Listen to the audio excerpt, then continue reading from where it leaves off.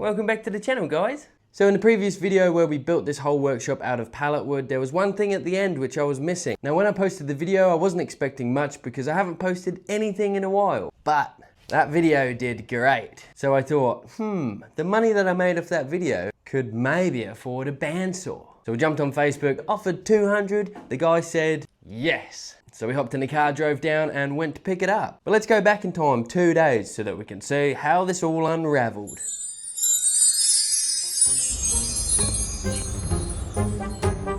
Prices these days, you can fill up your car or you can fill up your lungs with sawdust. I know what I'll do. To the bandsaw! Stop.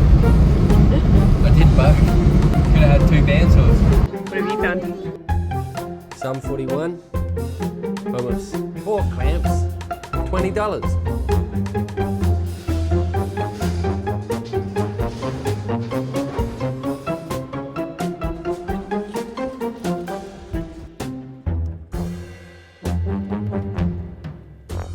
I'm just going to be using all the timber that I stripped and denailed in the last video building this workshop, so I don't have to go on a hunt. Oh, actually, hang on. Beautiful.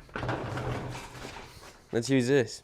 So I'm using the word free when it comes to this tool very loosely. So let me lay out the maths for you very quickly. See, I created the workshop for fun. I enjoyed it. It wasn't work. And then I uploaded it to YouTube, where a lot of you guys ended up watching it and enjoying it, which led to money. So it wasn't really a job. It was something I did for fun, which gave me money, thanks to the community out there. So that money paid for the bandsaw, which in my mind makes it free. Yes, there was money that was transferred from me to the previous owner of the bandsaw, but it was money that I never thought I would have.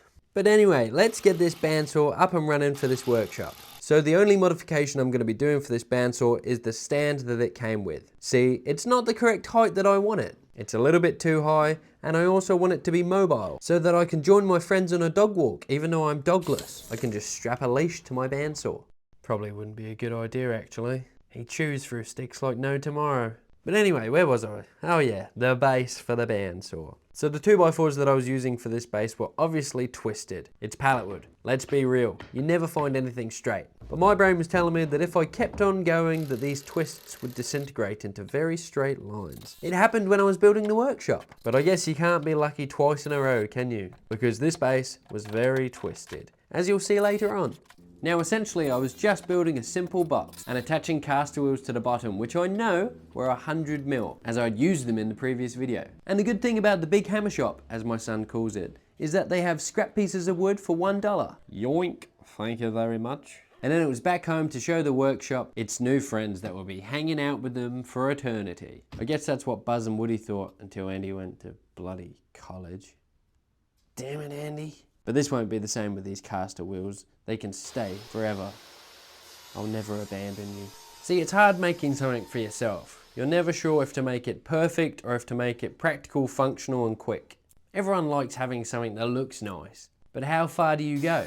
I mean, it's only me that's looking at it, and everyone on the internet through this camera lens. But I think most of the time I choose practicality and time management over the visuals. Like this prime example of cutting out these grooves for my 2x4s to sit in. Make it look good, or just cut the holes and get it done. Come to think of it, this mentality sounds an awful lot like laziness. And that trait has been creeping up on me a little bit. Wait, no, it's not laziness, it's practicality. So everything felt like it was plain sailing. We had the frame built. Now unfortunately in the store they only had the wheels with brakes, which are obviously more expensive. But sometimes in life, you just have to accept things the way they are. An extra $8 in total won't break the bank, but it will make me pause the next time I buy a packet of Freddos. But with the project pretty much done in my head and all the wheels attached to the frame of the stand, it was time to flip it around and see the capability of what I had created.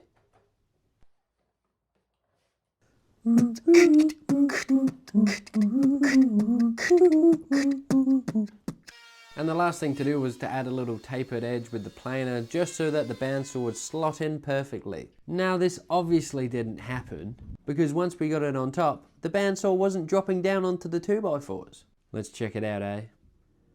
Ah, that makes sense. So the bandsaw has these supported ridges, which I never realised. Time to whip out the handsaw and get cutting. Now, does anyone else feel this primal dominance when using hand tools? Like I had just clubbed a mammoth and brought it back to my 20-membered tribe, all wearing cheetah print before it was trendy. That's how I feel when I'm putting a bit of muscle into my tools, until it all didn't pay off.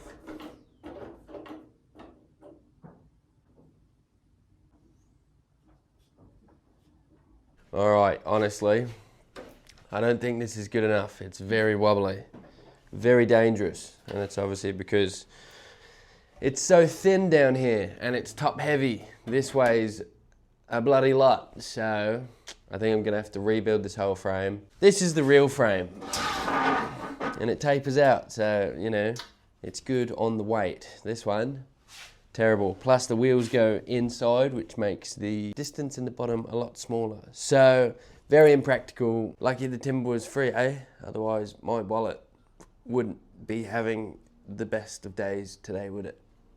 Time to unbuckle the bandsaw and cut some more wood. Now on my drop saw station, it's starting to annoy me how much sawdust gets gathered up behind the saw. Now the bin sits perfectly underneath the saw. So let's just cut a hole in the table so it drops straight in the bin. That, my friends, is called ingenuity. But anyway, let's turn this chihuahua of a stand into a Rottweiler. Another standstill. Upon using my brain, I've come to terms with maybe putting this one back on, putting these on top so it gives a wider wheelbase so it stops the rocking, and then I can brace it underneath this piece, attach it into here so that the weight will be transferred from here down into this one, which will be resting on top of where the wheels are going to be.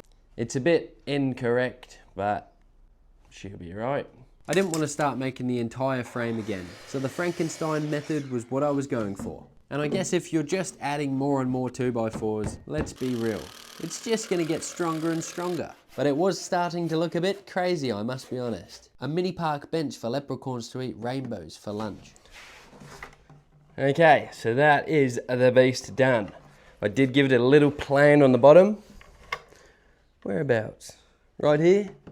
And that was because it was still rocking around a little bit, but now it's very not rocking. So, wheels, bandsaw, let's do it.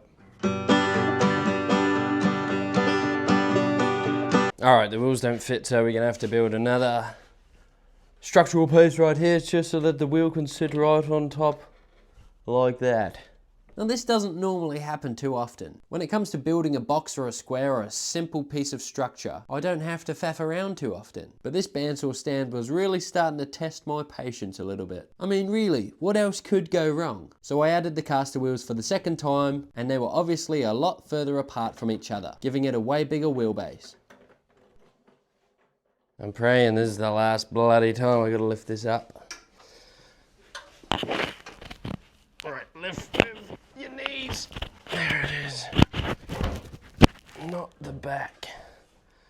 That's how you get ouchies. Become a grumpy old man.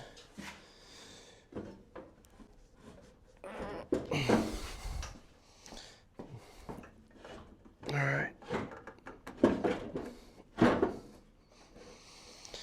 Is she gonna be nice to me? Please. I want to be friends with you.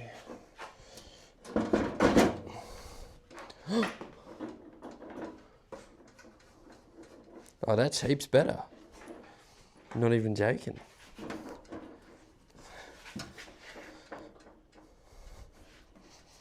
It's really good.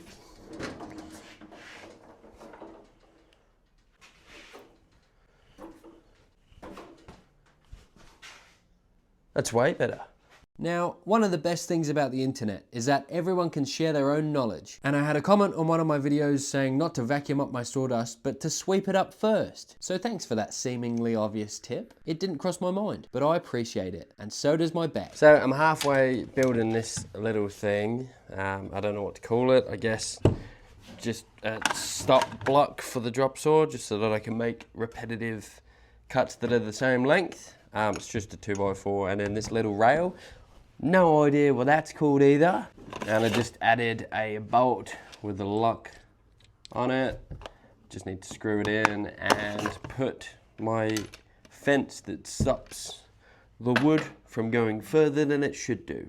Now, I think the theory is that you should make your workshop as practical as you can make it. And it obviously isn't a must for me to build this little jig, but it will definitely save me a lot of time in the future because the drop saw is one of the tools that I use the most in this workshop. And there are always repetitive cuts that I need to do, so why not make my workshop that little bit easier? I mean, if I can turn my thinking brain off and just blast repetitive cuts, then that makes me a time-traveling winner.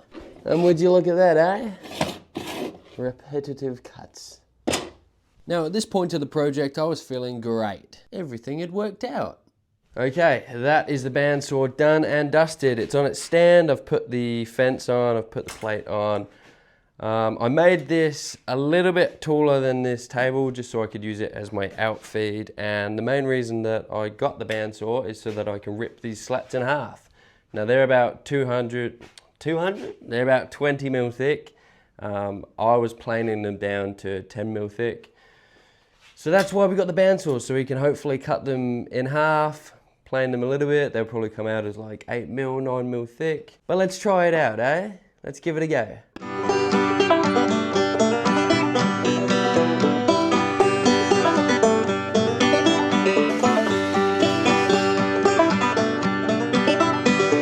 All right, she's not acting like she can cut through, what's that, probably like 100 mil of wood. So let's see what's going on in here. Righty. Feels like it's not got enough power. So maybe if we, right, it's on a small wheel. So if we put it to the big wheel, maybe it'll work. Let's see. All right, the blades come off now. So this bandsaw is really fun.